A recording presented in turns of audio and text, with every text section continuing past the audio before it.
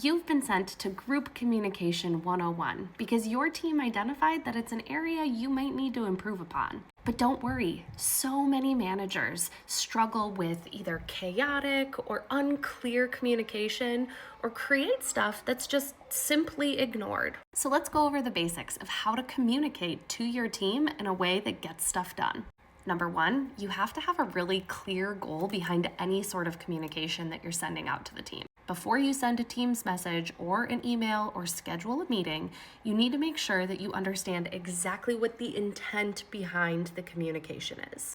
Are you using the communication to inform someone of something, to strike up a discussion, or are you trying to drive a decision? Be clear on this intent before you start communicating, because if you don't know it, your team won't either.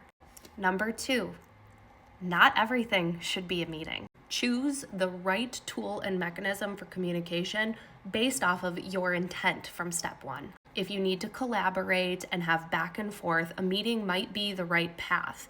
But if you're really looking to inform or drive awareness or alignment, something like a detailed document or a dashboard might be a better way for you to communicate. And number three is to remember that we have 2 ears and 1 mouth for a reason. Communication should be bi-directional, even if it's with a group.